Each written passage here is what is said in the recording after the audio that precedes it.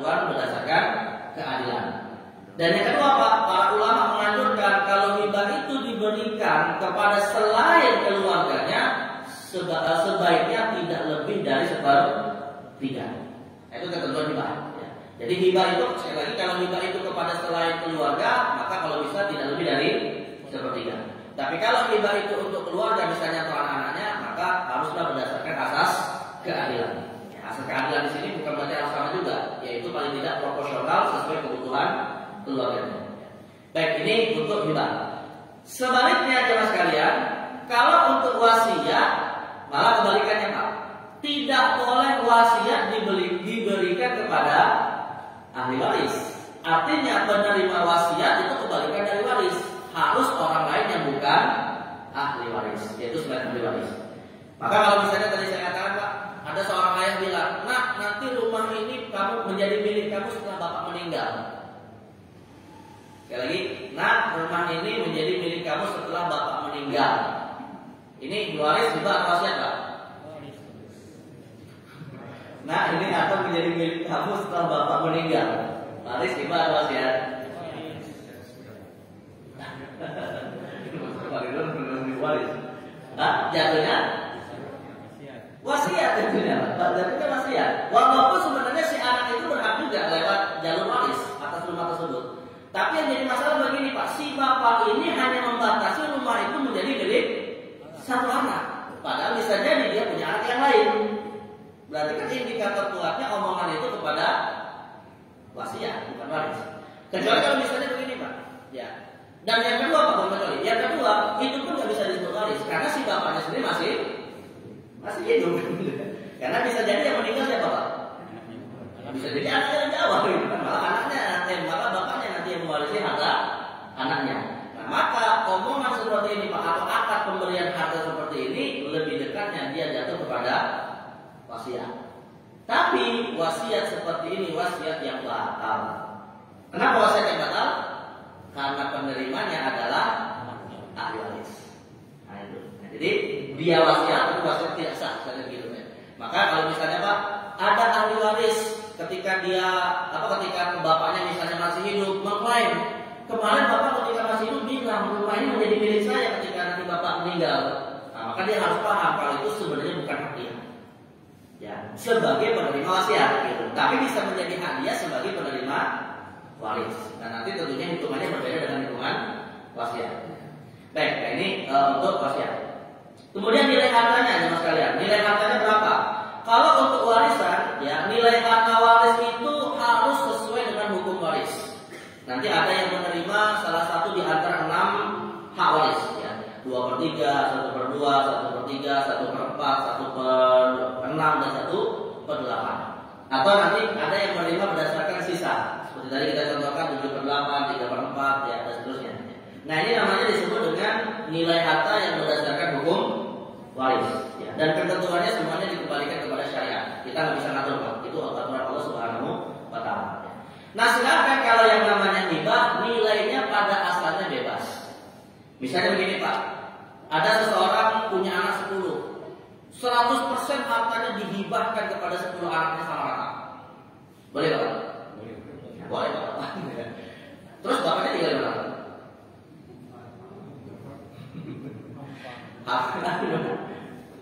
Bapaknya hamil hartanya, tinggal bingung dia punya apa. Ya, tapi tetap ya sekalian, Rasul mengatakan anta wa maluka li abika. Wahai anakku, engkau dan dirimu dan hartamu pada dasarnya tetap menjadi milik bapak. Jadi meskipun hartanya sudah diberikan sepenuhnya kepada anaknya, tetap sang anak wajib menafkahi si bapak. Jadi nggak bisa, Pak, gara-gara kan bapak sudah nggak punya harta lagi, udah kita masukin ke panti jompo, masalah. Jadi boleh silakan saja menghibahkan seluruhnya, tapi tetap si ayah harus diberi nafkah secara utuh dan seterusnya. Jadi sekali lagi hibah itu sifatnya bebas, tidak ada aturan secara khusus. Tapi kalau untuk wasiat jemaah sekalian, maka nilainya tidak boleh lebih dari 1/3 harta. Dan saya katakan, Pak, termasuk wasiat juga adalah wakaf. Wakaf termasuk jatuh sebagai wasiat kalau itu dijanjikan setelah meninggal. Misalnya begini, Pak, ada orang bilang, ya nanti kalau saya meninggal harta saya sepertiganya dipakai dipakai untuk pembangunan masjid sebagai wakaf. Nah, ini kan tadi wakaf ya, pembangunan masjid. Jatuhnya sebagai hibah, waris atau wasiat? Nah, jatuhnya tetap wasiat.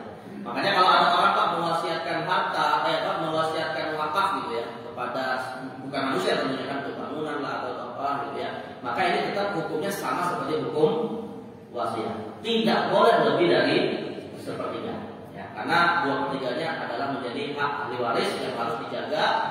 Ya, agar nanti mereka, kata Rasul dalam suatu hadis disebutkan, agar mereka nanti ketika engkau meninggal tidak meminta-minta kepada orang lain. Ya, jadi tujuannya untuk bisa menyiapkan generasi yang mampu secara ekonomi. Baik, kemudian kalau dari sisi hukum jamaah sekalian, dari sisi hukum maka waris itu hukumnya wajib ya diakadkan, artinya wajib dilaksanakan, sekaligus wajib juga diserahkan kepada yang berhak. Tapi kalau untuk hibah dan wasiat, maka hukum membuat hibah itu sunnah, menyerahkannya wajib, dan hukum membuat wasiat itu sunnah, menyerahkannya wajib. Jadi kalau kita sudah menghibahkan harta kita, Pak, bisa dibatalkan kecuali kata dasar itu orang yang menerima hibah. Atau kalau misalnya Pak, bapak kita sebelum meninggal berwasiat untuk diwakafkan hartanya sepertiga bangun masjid, ya nggak bisa dibatalkan oleh ahli waris. Sebelum mereka bagi warisan harus diselesaikan dulu wasiatnya, baru kemudian bicara tentang harta waris. Ya, jadi wasiat itu lebih utama daripada waris untuk didahulukan. Allah mengatakan di dalam Al-Quran, "Min ba'di wasiyati yusuna biha audain." Ya, selesaikan dulu urusan hutang piutang dan wasiatnya, barulah dibagi harta warisnya. Jadi wasiat itu hakikatnya sama seperti hutang. Tapi yang jadi masalah begini Pak, yang jadi masalah begini. Kalau ada orang meninggal Pak ya, kalau ada orang meninggal, rupanya hutangnya itu Pak menghabiskan harta warisnya padahal dia sebelumnya berwasiat. Gimana Pak? Jadi dia berwasiat ini, saya wasiat sepertiga harta saya untuk bangun masjid misalnya. Tapi rupanya setelah dihitung Pak, hutangnya kepada sesama manusia lebih besar daripada harta yang disisakan untuk wasiat. Nah ini yang didahulukan yang mana? Hutang dulu ditunaikan secara total atau wasiat yang didahulukan? Wasiat total. Yang didahulukan adalah apa? Hutang. Nah, jadi wasiat itu nomor 2 setelah hutang. Makanya kalau ingin berwasiat, hitung hutang dulu Pak. Jangan berwasiat dulu tapi hutangnya nggak pernah dicatat. Nah ini masalah. Jadi hutang itu utama, baru kemudian wasiat. Bahkan Pak, sebagian besar ulama mengatakan Pak, hutang lebih utama daripada pengurusan jenazah. Hutang lebih utama daripada pengurusan jenazah. Kenapa? Karena kalau untuk pengurusan jenazah itu bisa dibebankan sebagai fardu kifayah kepada sesama saudara muslim. Tapi yang namanya hutang Pak, nggak bisa dibebankan kepada siapapun kecuali harta almarhum itu sendiri. Bisa Pak ya? Tapi ya biasanya Pak, tradisi masyarakat tentunya mengurusi jenazah dulu baru bicara hutang. Itu sifatnya tradisi saja. Namun kalau ada pertimbangan Pak, kok kemudian pengurusan jenazahnya sampai memakan harta banyak, padahal dia punya banyak hutang, maka di sini harus dilakukan dulu pembayaran hutang. Masalah pengurusan jenazah bisa dibebankan, hukumnya fardu kifayah kepada keluarganya atau kepada sesama umat Islam. Nah ini hutang lebih utama, baru kemudian pengurusan jenazah, ketiga wasiat, baru kemudian harta waris. Baik, ini perbedaan antara waris, hibah dan wasiat. Nah sekarang yang sekalian kita tutup di sini pembahasan tentang dasar-dasar waris terkait dengan rukun, syarat dan sebabnya. Nah rukun waris jamaah sekalian, sebagaimana suatu ibadah Pak ya, yang namanya ibadah itu harus terpenuhi semua rukunnya. Satu rukun saja tidak terpenuhi, maka tidak sah yang namanya suatu ibadah. Ada 3 rukun di dalam rukun waris. Sekaligus nanti terkait dengan syaratnya. Rukun yang pertama adalah adanya pewaris, disebut dengan istilah bahasa Arabnya muwaris. Dan syarat pewaris adalah sudah wafat. Ya, sekali lagi Pak, orang yang meninggal dan hartanya mau dibagi waris namanya disebut pewaris. Maka terjemahan yang tepat Pak, ketika Rasul mengatakan al ulama warasatul anbiya itu apa? Para ulama adalah para ulama pewaris atau ahli waris? Pewaris atau ahli waris? Nah, ulama adalah ahli waris Nabi. Ya, tapi kalau dibalik Pak, Nabi Bapak seringkali salah menggunakan istilahnya. Jadi pewaris itu yang meninggal, yang nanti hartanya akan diwariskan. Berarti kalau kita bicara Nabi Muhammad yang meninggal lebih awal itu Nabi Muhammad ulama. Karena Nabi Muhammad yang mewarisi ilmu kan. Berarti Nabi Muhammad pewaris, ulama adalah ahli waris. Nah, karena itu ahli waris ulama adalah ahli waris para nabi. Dan para nabi pewarisnya para ulama. Nah, ini istilah pewaris dalam bahasa Indonesia. Tapi kalau dalam bahasa Arab disebut dengan muwarisnya. Dan syaratnya Pak adalah wafat ketika kita mau bicara warisan, disyaratkan pewaris ini wafat. Tapi yang dimaksud begini Pak, wafatnya pewaris itu para ulama membagi menjadi dua. Ya, wafat itu ada dua. Pertama ada wafat secara hakiki. Wafat secara hakiki itu artinya jenazahnya yang kita lihat ya, meninggal itu jelas ya. Tapi ada jemaah sekalian yang disebut dengan istilah wafat secara hukmi. Hukmi itu artinya Pak, dia wafatnya berdasarkan putusan pengadilan. Ya, secara hukum. Misalnya seperti apa Pak? Misalnya ada orang Pak, kayak Bang Boy misalnya Pak, pernah pulang-pulang. Nggak tahu nasibnya gitu lah ya. Nggak tahu nasib, tapi dia punya harta Pak di kampung. Ya, kalau harta ini dibengkalaikan tidak digunakan, akhirnya kan bisa ya sia-sia gitu kan. Tapi orang ini juga nggak bisa dibagi harta waris ya, karena dia tidak jelas statusnya. Nah maka keluarga yang punya harta ini tadi bagaimana Pak memastikan orang ini masih hidup atau tidak dan kemudian mau bagi waris? Boleh nggak langsung mengatakan ya udahlah kita bagi waris aja lah, nggak tahu juga nasibnya gimana gitu? Boleh nggak gitu Pak? Nggak bisa. Jadi keluarganya harus datang kemana? Ke pengadilan. Dan di pengadilan akhirnya meminta semacam suatu putusan bahwa orang ini sudah meninggal. Tapi biasanya ke pengadilan nggak langsung bisa menerima begitu saja. Ya pasti biasanya dikasih jeda waktu sekitar berapa tahun misalnya yang dipastikan orang ini sudah dianggap meninggal. Ya. Termasuk dalam hal ini bukan warisannya saja Pak. Bagaimana status istrinya? Ya. Jadi kalau orang ini Pak keluar putusan hakim rupanya dia sudah meninggal. Nah, boleh nggak istrinya langsung menikah lagi Pak dengan suami yang lain? Nah, yang belum boleh juga ya. Setelah putusan hakim keluar dia harus iddah dulu ya. Dan iddahnya iddah apa?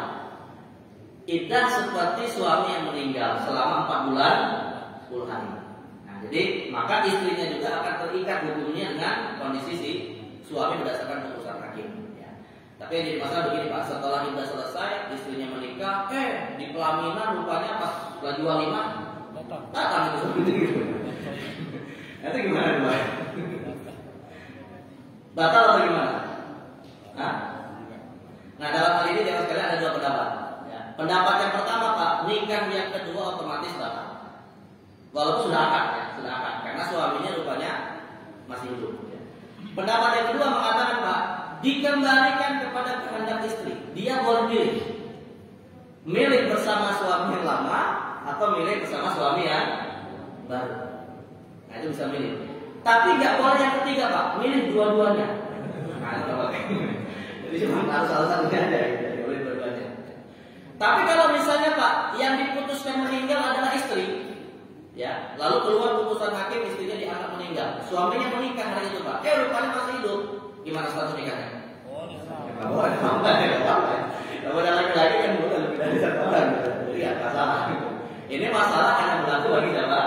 Istri saja. Nah, jadi syaratnya sekali lagi harus meninggal, apakah secara hakiki atau berdasarkan putusan hakim. Baik, kemudian yang kedua Pak, ya rukun yang kedua adalah punya harta waris. Ya, kalau ada orang meninggal Pak, tapi ditelusuri rupanya nggak punya harta, kita bicarakan warisannya. Nah, ya enggak, mau ngapain lagi, nggak punya harta ya. Berarti rukun yang kedua adalah ada harta. Rukun yang kedua adalah harta waris dan harta warisnya memang ada. Ya. Dan harta waris ini Pak, intinya adalah setiap benda yang punya nilai, apakah ada di tangan si pewaris saat meninggal atau di tangan orang lain dalam bentuk hutang. Itu termasuk harta waris. Ya, nanti kalau misalnya orang punya hutang kepada dirinya, ya harus dibayarkan kepada ahli warisnya. Ya. Baik, kemudian yang ketiga jemaah sekalian, rukunnya adalah tentunya ada ahli waris. Ya. Kalau misalnya Pak, ada orang meninggal dia nggak punya ahli waris, maka hartanya menjadi milik siapa? Ada nggak orang meninggal ya, pendatang satu-satunya di daerah tersebut Pak. Tapi dia punya rumah, punya harta, dan setelah ditelusuri nggak punya keluarga, maka harta itu menjadi milik siapa? Nah, milik negara atau baitul mal?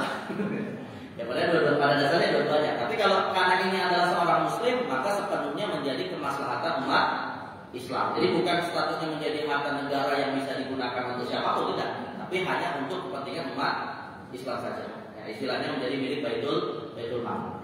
Nah ini kalau dia tidak punya ahli waris. Dan syarat ahli waris Pak sebagai rukun yang ketiga, hidup pada saat di detik pewarisnya meninggal.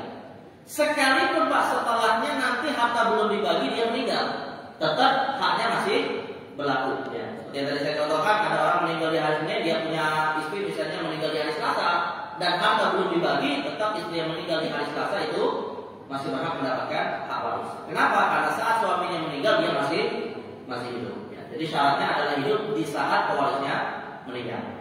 Dan yang terakhir jemaah sekalian, kapan seseorang bisa saling mewarisi harta?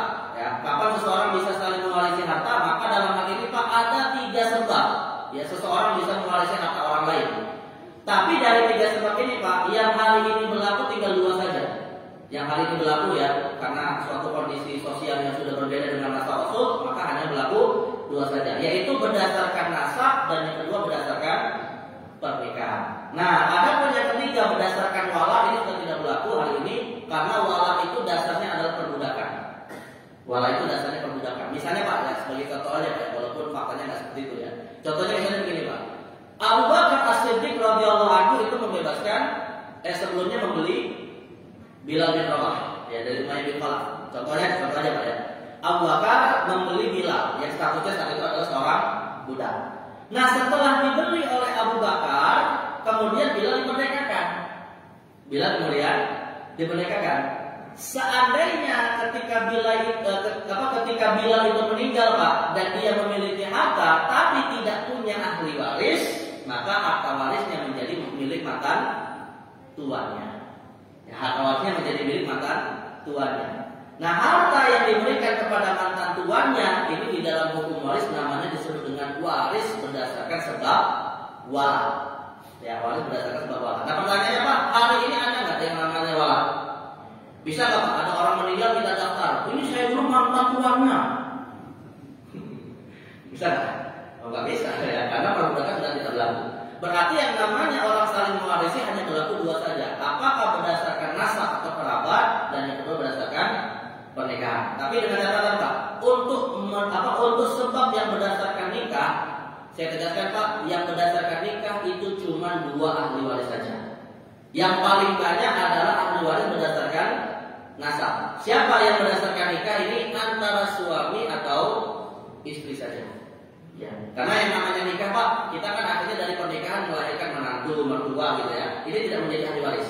Jadi yang menjadi sebab pernikahan hanya 2 saja, yaitu istri atau suami. Adapun kalau yang berdasarkan nasab ini yang nanti paling banyak, anak, orang tua, saudara, paman, ponakan, sepupu, nah itu termasuk ahli waris. Ya, nanti insya Allah mungkin kalau ada kesempatan kita bahas lebih detail lagi siapa mereka. Dan yang terakhir Pak, saya tutup di sini. Ada beberapa pihak yang seringkali orang menganggapnya ahli waris Pak, tapi sebenarnya bukan ahli waris. Ya, artinya hubungan yang sebenarnya tidak bisa saling mewarisi ya.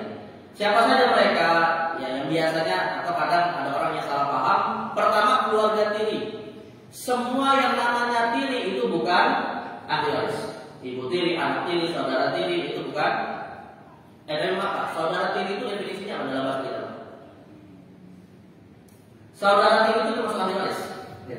Karena saudara tiri itu biasanya adalah saudara yang beda ayah atau beda ibu, itu termasuk ahli waris. Ya. Nah, tapi kalau dalam bahasa fikih itu tidak disebut tiri, ya itu disebut saudara, apa kandung, apa saudara saya, atau saudara seibu.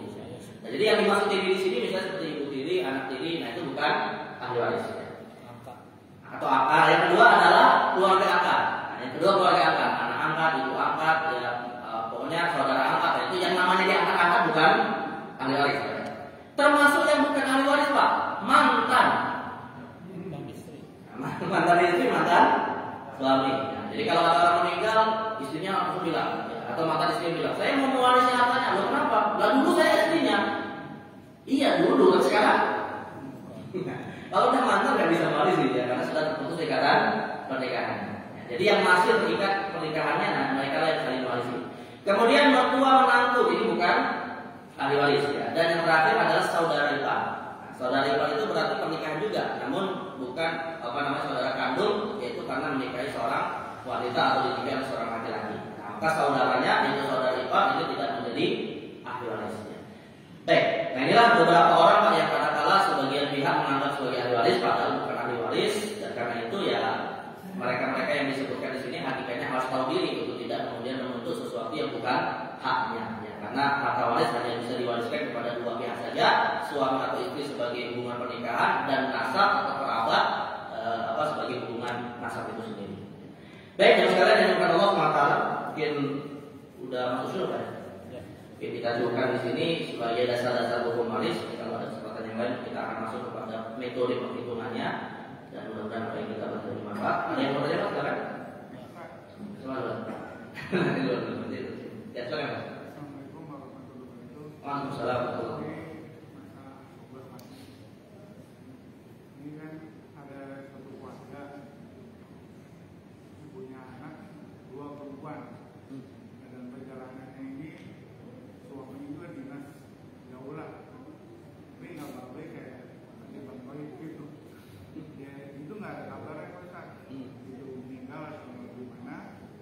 Nah, terus akhirnya istri itu menikah lagi. Nah, dalam perjalanan itu punya anak juga. Dari istri suami kedua. Dari yang kedua. Nah, terus setelah semuanya nggak ada, nah yang anak perempuan itu gugup karena itu peninggalan suami yang dulu. Nah itu disisihkan dulu separuh. Misalnya ada 200 juta, itu disisihkan separuh. Nah yang separuh itu karena kebijakan dibagi secara Islam, yang anak laki 3 itu dapat 2, terus yang perempuannya dapat separuh. Itu gimana? Itu dari atas suami yang tahu ya. Nah, ini kalau pertanyaan seperti itu Pak, kasusnya ini banyak pelanggaran syariatnya. Pertama Pak, pelanggaran syariat yang pertama itu istri nikah dengan suami yang kedua sudah keluar belum putusan hakim bahwa suami pertamanya sudah diputuskan meninggal. Enggak, maksudnya enggak balik-balik lagi gitu. Ya meskipun Pak, meskipun tidak balik-balik lagi sudah dapat nggak putusan hakim kalau suaminya meninggal. Kalau misalnya belum Pak ya, seandainya belum Pak ya. Nah, ini maafnya Pak, kalau misalnya belum ada putusan hakim pernikahan dengan yang kedua jatuhnya zina. Karena sekalipun suaminya nggak pernah pulang-pulang ya, tetap si istri harus memiliki legalitas dalam putusan hakim. Maka nggak bisa, ya. Makanya perlu penting nih Pak, kita harus tahu hukum putusan hakim ini Pak ya. Jadi jangan sampai kita berpikiran, suami saya nggak pernah pulang gitu ya, udah langsung nikah lagi aja, nggak bisa begitu. Ya dia harus punya legalitas dulu yang nanti akan dipertanggungjawabkan di akhirat bahwa memang suaminya dihukumi telah meninggal. Nah, jadi sekali lagi Pak, ya mohon maafnya istri dalam hal ini kalau belum punya putusan hakim dia harus taubat karena itu jatuhnya adalah zina. Ya. Dan lebih parah dari itu Pak, maafnya 3 anak yang lahir dari suami yang kedua ya otomatis anak hasil zina. Ya. Karena anak hasil ya kalau anak hasil zina berarti siapa yang bisa mewarisi harta? Siapa yang bisa dia warisi hartanya? Cuma ibunya saja. Makanya gara-gara nggak ada putusan hakim panjang urusan berikutnya gitu. Nah maka sekali lagi pelanggaran yang pertama tadi tidak punya legalitas berdasarkan putusan hakim, jatuhlah itu pernikahannya misalnya pernikahan yang tidak sah, ya. Tapi begini Pak, kalau pernikahan itu tidak sah gara-gara dia tidak tahu, ini saya revisi Pak ya. Kalau pernikahan itu tidak sah gara-gara si istri tidak tahu, anaknya ini tadi Pak yang juga tidak tahu ya bahwa itu adalah pernikahan yang tidak sah, nasabnya bisa nggak kepada ayah biologisnya? Saya katakan bisa. Ya. Masih bisa anak ketiga ini dinasabkan kepada ayah biologisnya. Kenapa? Karena pernikahannya dilakukan atas dasar tidak tahu. Tapi bagaimana solusinya Pak? Setelah dia tahu nikahnya harus dibatalkan. Ya, dan setelah nikahnya dibatalkan, dia kemudian taubat suami istrinya datang kepada hakim minta putusan hakim seperti apa, dan setelah putusan hakim keluar Pak, barulah dia boleh melakukan nikah baru, nikah ulang. Jadi dia harus membatalkan nikahnya, minta putusan hakim, lalu kemudian nikah ulang. Nah, caranya seperti itu solusinya Pak ya. Tapi anak yang 3 tadi bisa dinasabkan tetap kepada ayah biologisnya. Kenapa? Karena pernikahan itu dilakukan atas dasar tidak tahu. Nah, itu bisa dimaafkan dalam konteks tidak tahunya. Baik. Jadi ini di satu sisi pernikahannya Pak. Nah yang kedua, ya karena anak tiga ini tadi Pak bisa dinasabkan kepada ayah biologisnya, walaupun nanti nikahnya dibatalkan dan nikah lagi gitu ya. Berarti tiga anak ini masih bisa mewarisi harta dari orang tua biologisnya. Nah baru pertanyaan yang kedua Pak, pertanyaan yang ketiga terkait dengan pertanyaan ini. Apakah ketiga anak yang dari suami kedua boleh mewarisi harta dari suami yang pertama? Jawabannya tidak boleh. Ya, tidak boleh. Kenapa? Karena ketiga anak suami yang pertama ini nggak ada hubungannya dengan suami yang pertama. Ya, artinya kan posisinya itu ya dia saudara tiri dari ahli waris suami yang pertama. Berarti sepenuhnya Pak harta waris itu menjadi milik siapa? Pertama Pak, anak perempuannya ada dua ya. Anak perempuan dua ini tadi dapat hak 2/3 dulu. 2/3 karena lebih dari satu orang ya, 2/3 dibagi sama rata antara dua anak ini ya. Yang kedua istrinya kalau masih hidup dapat 1/8. Istri dapat 1/8. 2/3 ditambah 1/8 masih ada sisa Pak? Masih ada sisa. Nah sisanya menjadi hak waris dari saudara si suami yang pertama tadi. Tapi Pak, ini bisa dilakukan sekali lagi kalau sudah keluar putusan hakim. Ya, kalau belum keluar putusan hakim tidak bisa diwariskan. Kalau dia masih belum jelas statusnya, ya maka kedua anak ini, istrinya dan saudara-saudara dari suami pertama ini tadi kalau ingin bagi waris harus datangi dulu hakim dan meminta putusan apakah suaminya sudah apakah pewarisnya itu sudah dihukumi meninggal atau belum. Itu dulu dilakukan. Jadi ada dua nih Pak. Mau menikah mau menikah minta putusan hakim, mau bagi waris juga minta putusan hakim. Dan itu bisa sekaligus Pak, nggak mesti berulang kali, sekaligus saja. Kalau sudah keluar putusan hakim, kalau si fulan ini meninggal ya sudah si istri boleh menikah setelah iddah kepada suami yang tadi salah itu, dan kemudian anak-anaknya bisa langsung bagi waris. Nah, jadi sekali lagi ahli warisnya ada 3 Pak ya. Pertama adalah anak kandungnya yang perempuan 2/3, istrinya 1/8 dan sisanya menjadi milik saudara. Berapa Pak? Sisanya itu berapa? Ini kalau kita bicara hitung-hitungan Pak, 8 dan 3 itu angka terkecil berapa yang bisa dibagi? 24. Ya, 24 ya. Berarti anak perempuan itu Pak punya hak 24 dibagi 3 dikali 2. 8 dikali 2 16. Ya, berarti anak perempuan punya hak 16/24. Masing-masing berarti menjadi masing-masing haknya berarti 8/12. Sedangkan istrinya, ibu dari si anak perempuan ini dapat 1/8, 24 dibagi 83 dikali 1 3/24.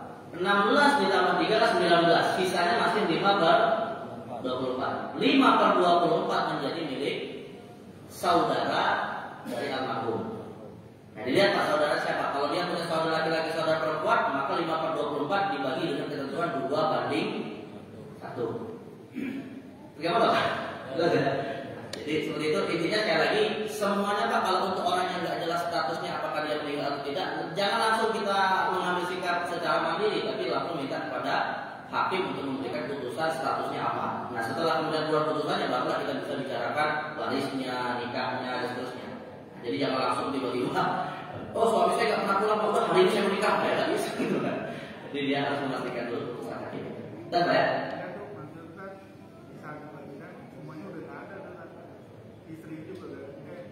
istri juga meninggal, maksudnya dulu kan tinggal di kampung, nggak ada pengetahuan masalah.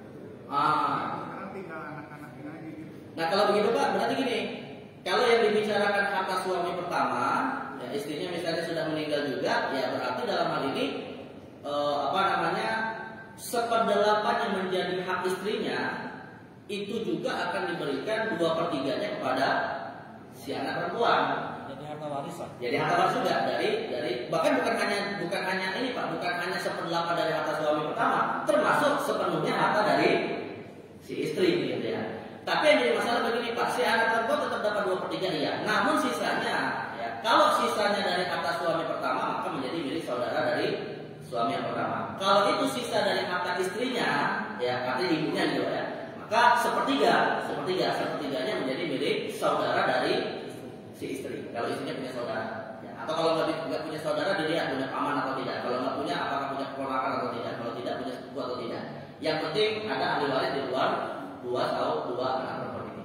Jadi anak perempuan ini sepenuhnya hanya dapat 2/3 dari harta bapak kandungnya atau 2/3 dari harta ibu kandungnya. Nah sisanya itu menjadi milik masing-masing dari keluarga suami istri itu tadi. Jelas ya? Jadi maksud hakim itu hakim pengadilan agama atau hakim pengadilan negeri? Agama. Dalam pengadilan agama sebenarnya. Yang legal formal dan mewakili umat Islam dalam konteks ini adalah agama. Pengadilan agama. Karena kalau untuk pengadilan agama kan mereka punya aturannya yang disebut dengan formulasi hukum Islam. Tapi kalau pengadilan negeri malah menggunakan hukum perkawinan yang tidak sesuai dengan hukum Islam. Nah, maka dalam konteks ini ya saya tidak tahu secara teknis seperti apa Pak ya, tapi secara hukum di negara kita yang berlaku tentunya di sini pengadilan agama, ya, di bawah Kementerian Agama dan seterusnya. Baik, silakan. Assalamualaikum warahmatullahi wabarakatuh. Waalaikumsalam warahmatullahi wabarakatuh. Mengenai pembagian waris tadi, Pak. Jadi ini ada orang tua memiliki 3 anak, semua anak itu perempuan. Kemudian orang tuanya meninggal. Tetapi seperti yang Ustaz bilang tadi, bahwa anak ini tidak mau membagi secara buru-buru. Jadi sudah sampai bertahun-tahun, mungkin sampai 6-7 tahun. Kebetulan anaknya meninggal. Yang satu, anak yang 3 ini, satu ahli waris meninggal. Tapi dia meninggalkan anak satu. Nah, apakah anak yang meninggal, anak satu yang ditinggalkan ini berhak atas waris tadi ibunya yang sudah meninggal dulu? Itu aja Ustaz. Terima kasih. Assalamualaikum warahmatullahi wabarakatuh. Jawabannya iya, Pak. Jawabannya iya. Artinya ketika ketiga anak ini belum mendapatkan hak waris masing-masing ya, karena terjadi penundaan dan salah satunya meninggal, ya otomatis hak dari yang meninggal ini diberikan kepada ahli waris dia. Ya, dalam hal ini siapa? Misalnya kalau dia punya suami ya suaminya, atau kalau dia punya anak-anaknya. Jadi maka dalam hal ini Pak kita bisa sebut ada pembagian waris berjenjang di sini. Pertama selesaikan dulu urusan ahli waris hak waris 3 anak ini, dan yang kedua selesaikan urusan waris dari anak yang meninggal. Nah, jadi seakan-akan anak yang meninggal ini masih mendapatkan hak waris dulu. Nah setelah itu harta dia sekaligus hak warisnya diberikan kepada ahli waris berikutnya. Dan biasanya Pak kalau hal seperti ini terlalu berlarut-larut akan semakin sulit pembagian warisnya. Makanya saya katakan di awal Pak sebaiknya secepatnya dibagi ketika masing-masing masih hidup. Tapi kalau sudah terlanjur ya begitu caranya dibuat dengan aturan berjenjang. Jadi tidak gugur hak waris ketika di antara ahli warisnya meninggal walaupun belum diberi hak warisnya, tapi diberikan kepada ahli waris berikutnya. Betul ya? Ya. Assalamualaikum warahmatullahi wabarakatuh. Waalaikumsalam. Ini status waris. Status waris dihubungkan dengan surat al-munaf tersebut. Ada yang berwasiat kalau saya meninggal, kemudian diwakafkan. Ini bagaimana? Itu jadinya apa? Batal wasiatnya dan berlaku waris. Terima kasih. Waalaikumsalam. Pertama begini Pak, sebenarnya ya tadi saya katakan ya, makanya kita penting mengetahui perbedaan antara waris, wasiat dan hibah, karena ketiga istilah ini memiliki hukum yang berbeda-beda. Tapi yang sekalian, sekalipun ada orang yang wasiatnya keliru Pak, kalau itu kekeliruannya dari sisi nilai tidak sepenuhnya 100% batal. Jadi berlaku tetap yang sepertiganya saja. Maka kalau ada orang misalnya sebelum meninggal dia bilang semua harta saya wasiatkan untuk wakaf bangun masjid misalnya. Nah itu bukan berarti kemudian ketika ahli waris mau mengetahui itu rupanya batal wasiatnya, nggak bisa gitu. Ya tetap nanti apa yang diwasiatkan bisa diambil tapi maksimal hanya sepertiga saja, bukan 100% batal ya. Sepertiganya kemudian menjadi wakaf, barulah 2/3-nya menjadi hak ahli waris. Dan tentunya keluarga dalam hal ini ya sering-seringlah beristighfar mengampunkan kepada Allah atas kesalahan dari memberi wasiat gitu ya, karena dia wasiatnya keliru gitu ya. Nah, jadi ya kita sebagai ahli waris, sebagai penerima wasiat dan seterusnya harus tahu juga hukum wasiat dan warisan dari orang yang meninggal. Gitu Pak ya. Jadi bukan batas 100%, namun diambil sepertiga dan sisanya menjadi harta waris. Baik, silakan Pak. Ya, silakan.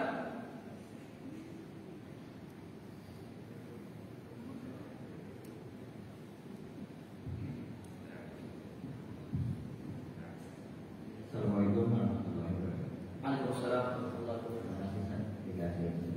Bertanya, waris itu kan aswabah daripada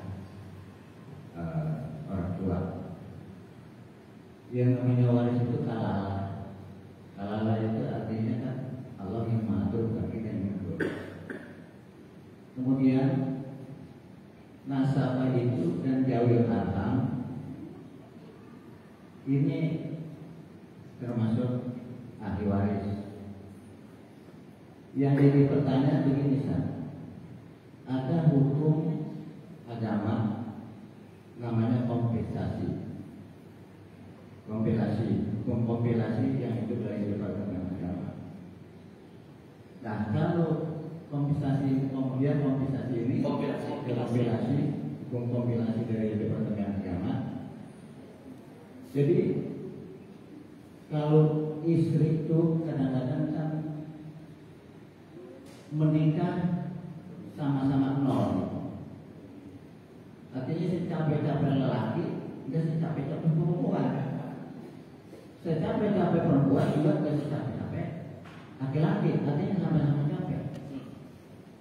Jadi harta bawaan itu seharusnya memang dicatat oleh notaris. Kadang-kadang ini jadi masalah. Setelah dia berhasil, kemudian dia nikah lagi suaminya. Jadi kan yang namanya istri yang tua ya, itu kan khawatir. Masalahnya udah dari awal sama-sama, ntar udah enak, dia nikah lagi kan gitu. Ini permasalahan yang banyak mentok di pengadilan. Ya. Kemudian jadi kalau dia pikir umpamanya keenakan nih, enakan bini muda kan begitu, ya nanti kalau memang dia meninggal jadi waris itu. Yang harta artinya secapek-capek laki dengan capek-capek perempuan, jadi sama-sama capek. Ini jadi masalah. Nah, pertanyaan begini, apakah umpamanya Ustaz nggak bisa dari umpamanya nasabah ke jawil haram ditambah dengan harta komposisi yang peraturan agama? Itu yang jadi masalah itu. Kalau saya tahu itu di mass media cetak, mass media elektronik itu kadang-kadang sampai ke pengadilan, kadang-kadang istrinya ditembak itu untuk menghabisi artinya waris. Nah ini jadi pertanyaan ini bisa nggak ditambah itu umpamanya dari nasabah dari jawil haram ditambah dan peraturan artinya kompensasi dari pertengahan supaya artinya jelas. Jadi ini satu.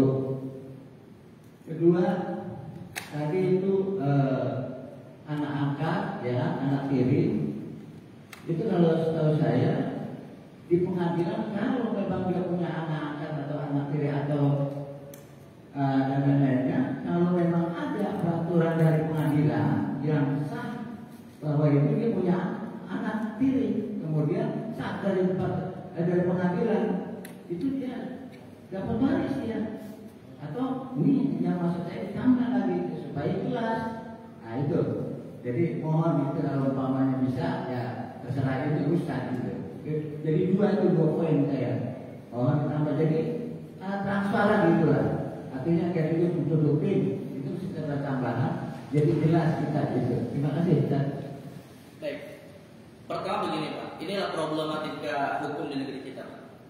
Di negeri kita itu persoalan waris ada dua hukum yang bertentangan. Pertama kompilasi hukum Islam, yang kedua KUHP Perdata. Yang pertama kompilasi hukum Islam, kedua KUHP Perdata. Ya. Kalau tadi yang Bapak sampaikan itu Pak, terkhusus terkait dengan pertanyaan yang kedua, ada anak tiri atau anak angkat yang diputuskan oleh hakim berhak mendapatkan warisan, itu bisa saja dasarnya adalah KUHP Perdata. Dan KUHP Perdata itu basisnya itu bukan hukum Islam Pak, tapi basisnya warisan Belanda. Nah kita sebagai seorang Muslim, mana yang harus kita taati Pak? Hukum Allah atau warisan Belanda? Nah, hukum Allah gitu. Dalam konteks ini maka anak tiri dan anak angkat sekalipun misalnya Pak ya punya hubungan yang baik dengan orang tua angkatnya, tetap nggak bisa mendapatkan hak warisan. Hanya bisa lewat salah satu dari dua jalur, bisa dapat lewat hibah atau lewat jalur wasiat, itu aja. Jadi kalau misalnya Pak ada anak angkat ya, nanti bapak angkatnya bilang begini, wah nanti kalau saya meninggal nih anak angkat saya nggak dapat warisan secara hukum Islam ya. Ya udah, dia solusinya cuma satu, pas saat masih hidup diberi hibah atau dijanjikan nanti kalau saya meninggal sepertiga saya wasiatkan untuk Jadi bukan berarti kemudian kita tentang hukum Allah ya untuk kemudian memenuhi hak orang yang sebenarnya tidak berhak mendapatkan warisan. Nah, itu. Jadi kalau kita bicara konstruk hukumnya dulu, Pak, ya, saya katakan tadi apa yang tadi disampaikan terkait anak dan seterusnya itu basisnya hukum dari KUHP Perdata yang digunakan biasanya di pengadilan negeri, tidak dipakai di pengadilan agama. Dan saya katakan, Pak, pelaksanaan hukum waris termasuk di negara kita, Pak, enggak diwajibkan harus lewat pengadilan. Pengadilan itu baru digunakan ketika ada konflik. Nah, kalau misalnya Pak, seluruh ahli waris sepakat kok kita bagi hukum waris sesuai dengan ilmu waris yang kita pelajari dan tidak dibawa ke pengadilan, selesai nggak persoalan warisan? Selesai. Jadi hakim itu baru kemudian digunakan kalau ada konflik, ada sengketa. Nah, yang jadi masalah begini, Pak, kalau ada sebagian ahli waris lebih cenderung kepada KUHP Perdata, sebagian yang lain cenderung kepada kompilasi hukum Islam. Nah, ini yang jadi masalah.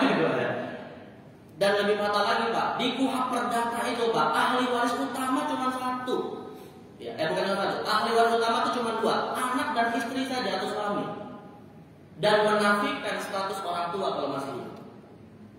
Jadi kalau di KUHP Perdata itu ada 4 tingkatan, Pak. Ada 4 tingkatan ahli waris. Pertama, yang paling utama istri dan anak. Yang kedua orang tua. Yang ketiga saudara. Yang keempat dan seterusnya.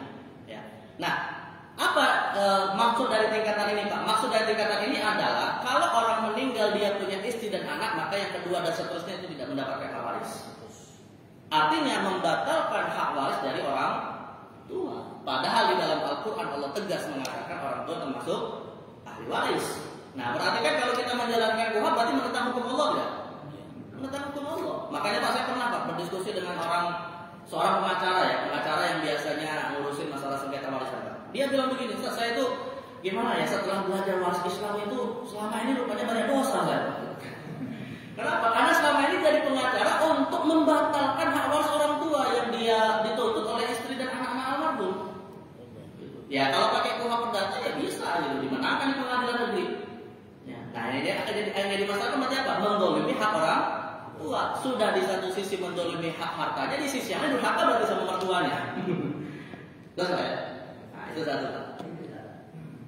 Memang kita kan sudah merdeka, tetapi hukum Belanda itu sekarang di Indonesia ini masih berlaku masalahnya. Kita ini masalah perdata, masalah pidana itu kahutnya itu kadang-kadang kan membuat akhirnya orang kan kalau udah namanya sengketa, artinya udah rekatan.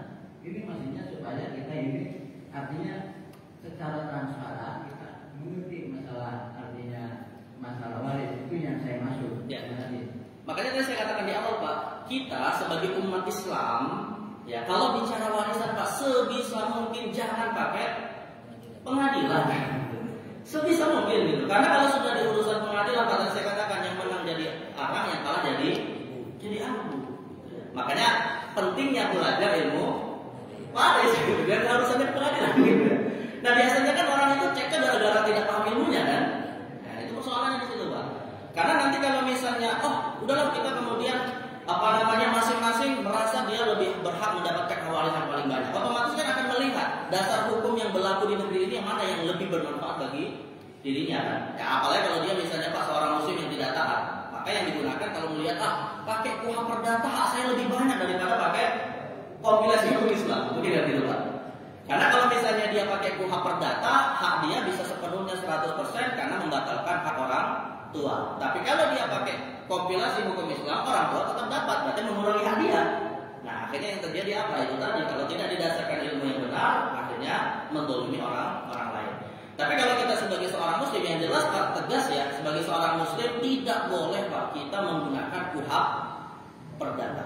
Dan saya pernah, Pak, membaca beberapa referensi hukum ya. Kalau kita lihat di internet itu, Pak, ada konsultasi dengan beberapa pakar hukum ya. Para pakar hukum itu sepakat mengatakan begini, Pak, untuk umat Islam maka harus melaksanakan kompilasi hukum Islam. Adapun untuk non Muslim baru gunakan KUHP Perdata. Nah, yang jadi masalah kenapa Muslim kok pakai KUHP Perdata? Padahal semua praktisi hukum mewajibkan pakai kompilasi hukum Islam. Nah, jadi sekali lagi. Tapi kan kalau masalahnya sudah dibawa ke pengadilan kan hakim juga nggak bisa nolak, Pak, yang termasuk perkaranya pengadilan gimana lagi gitu kan. Jadi sekali lagi ya basis yang paling utama adalah kita sebagai umat Islam harus belajar dan tahu, Pak, apa kewajiban kita terhadap hukum Allah dan bagaimana kaitannya kompilasi hukum Islam itu berlaku sebagai hukum positif di negeri kita. Artinya kalau misalnya ada ahli waris kok menuntut pakai KUHP, lah kita yang sebagai ahli waris bisa menuntut pakai kompilasi hukum Islam, ya. Karena sudah legal formal di negara kita. Nah yang jadi masalah kalau kompilasi hukum Islam nggak formal, ini masalah gitu ya. Otomatis kan pasti yang dimenangkan siapa? Ya, hukum perdata yang tidak sesuai hukum Islam itu. Gitu ya. Nah, jadi ini dari sisi kewajiban kita. Dan yang kedua Pak, sebagai dari pertanyaan yang pertama tadi, Zawil Arham ini perlu saya jelaskan dulu Pak. Maksud dari Zawil Arham itu pertama bukan ahli waris. Zawil Arham itu adalah kerabat yang bukan ahli waris. Itu Zawil Arham. Contohnya Pak, seseorang punya anak perempuan dan punya anak laki-laki. Cucu dari anak laki-laki ahli waris, tapi cucu dari anak perempuan Zawil Arham, bukan ahli waris. Ya. Jadi cucu dari anak laki-laki ahli waris, cucu dari anak perempuan Zawil Arham atau bukan ahli waris. Kemudian Pak, paman bibi. Kita punya orang tua, punya ayah, punya ibu, ya. Ahli waris dari paman bibi kita Pak, itu cuma paman dari jalur ayah. Cuma paman dari jalur ayah. Adapun bibi dari jalur ayah atau paman bibi dari jalur ibu, itu namanya Zawil Arham dan bukan ahli waris. Ya. Kita punya keponakan Pak, atau punya sepupu. Keponakan dan sepupu perempuan kita semuanya bukan ahli waris. Yang ahli waris hanya keponakan dan sepupu laki-laki dari saudara laki-laki atau dari paman laki-laki. Ya, jadi kita punya kerabat yang bukan ahli waris tapi termasuk Zawil Arham. Zawil Arham itu artinya kerabat kita juga tapi bukan ahli waris. Nah, kapan Zawil Arham itu bisa mendapatkan hak waris Pak? Zawil Arham bisa dapat hak waris kalau seluruh ahli warisnya ada. Maka barulah berpindah kepada Zawil Arham. Misalnya ada orang meninggal, nggak punya keluarga siapapun kecuali bibinya aja, ya udah bibilah yang menerima hak waris sebagai Zawil Arham. Tapi kalau masih punya anak laki-laki, masih punya saudara laki-laki, ya jelas Zawil Arham tidak dapat warisan. Jadi kalau Zawil Arham ingin dapat warisan, ya nggak bisa, hanya bisa seperti anak angkat tadi dapat lewat jalur wasiat atau hibah. Makanya dalam Islam Pak, nggak usah khawatir dengan waris Pak, karena masih ada alternatif di hibah dan wasiat. Kita terlalu sibuk dengan warisan padahal masih ada hibah dan wasiat. Jadi seperti itu. Ya, tadi bagus informasi ya sebagai tambahan bagi kita bahwa di negeri kita ini Pak ada yang namanya KUHP perdata. Ya ini tidak saya sampaikan secara detail karena memang bukan hukum kita gitu ya. Tapi sebagai tambahan informasi, kalau kita nanti mempersengketakan Pak urusan waris, maka semuanya sebagai seorang muslim cukup hubungkan kepada pengadilan agama yang kita punya yang namanya kompilasi hukum Islam. Jadi jangan sampai Pak seorang muslim kemudian membawanya ke KUHP perdata. Kecuali kalau non muslim, silakan saja. Non muslim memang mereka hukumnya seperti itu. Dan baik, baik mungkin cukup. Ya, benar baik kita bahas dari manfaat. Sekali lagi Allah SWT kita berharap kepadanya senantiasa menjaga keluarga kita dan ketika nanti kita wafat Pak itu tidak ada lagi persoalan dengan masalah waris. Ya insya Allah kita semua akan dipertemukan di surga Allah bersama dengan keluarga kita nanti. Kita tutup dengan doa kafaratul majlis. Allahumma bihamdika asyhadu an la ilaha illa anta astaghfiruka wa atubu ilaik. Sallallahu alaihi wa sallam. Assalamualaikum warahmatullahi wabarakatuh.